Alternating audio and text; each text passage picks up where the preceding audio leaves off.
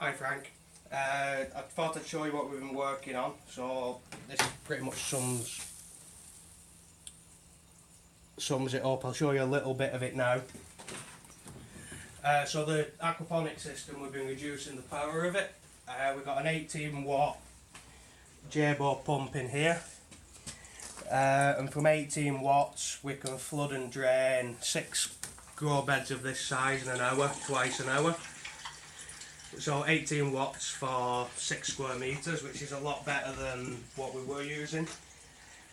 We've worked on some of the safety features. So the FOW style systems, the IBCs are isolated from the ground. So we measured the resistance between the water in the tank and the ground, and it's a bit insulated heavily.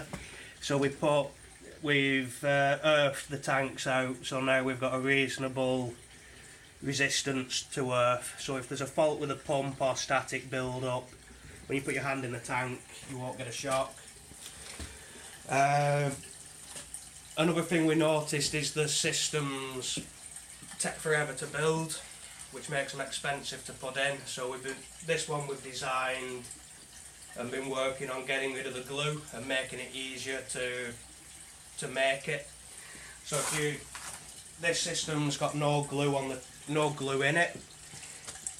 If you just look at use the IBC tap, take the tap off and push a 40mm tube in, tighten it up and use the same rubber gasket that comes on these connectors. So you've got an overflow pipe and the valve here. That could be the traditional type of valve for ebb and flood, but we put the automatic valve on so we can control the height of the water in the bed. So this system's a demonstration unit to show people what it's capable of. So we've got a little bit of everything. We've got flood and drain, vertical towers, NFT, a bit of fertile irrigation, and we've planted it with random stuff to see how it does. Like here we've got a couple of chilies, peppers, beans, just to see what grows well, what doesn't. The surprising one that does grow well is strawberries. If you want to clone strawberries, Aquaponics is very good at cloning strawberries. So this is some of the strawberries here that we cloned last month. They flower early and they got a lot, because of the nitrogen, they're very bushy. So that might be a good avenue. On the tech side, we already showed you the automation.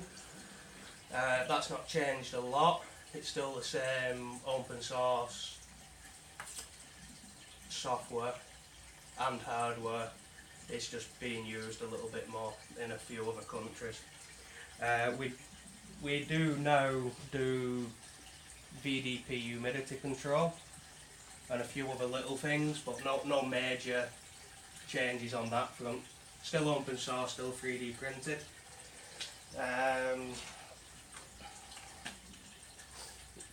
So yeah, we're reducing the power usage, adding a little bit of safety for the FOW style systems, making them easier to make, quicker, which means they're cheaper.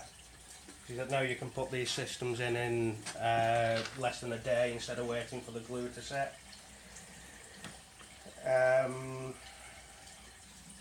And the other stuff we've been working on isn't aquaponics specific, it's just the stuff you do in aquaponics that takes a lot of time.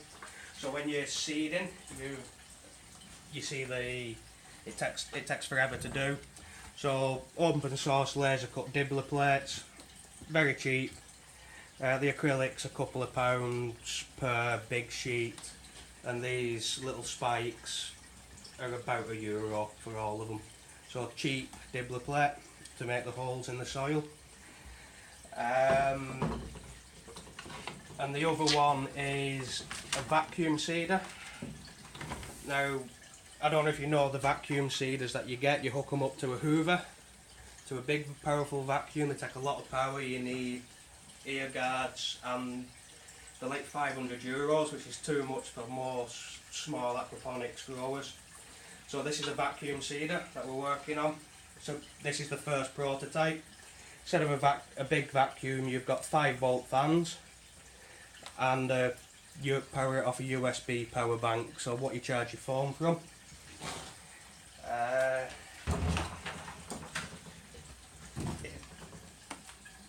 This isn't the final one, Frank, so take it with a pinch. It's not working perfect, but the concept's kind of there.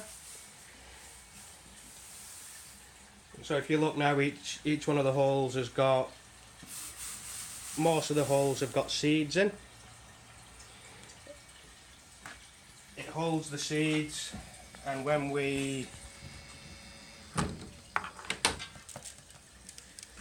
it places the seeds.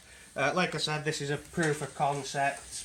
We need to work out the hole sizes and the rivets. But this again, these fans are £1, the power supply is a couple of pounds.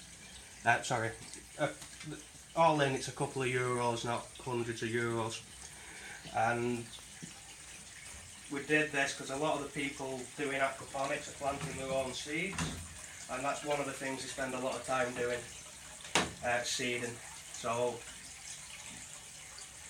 we're working on this more than the automation at the minute, where the automation's being tested and people are giving us feedback. We're working on more basic stuff.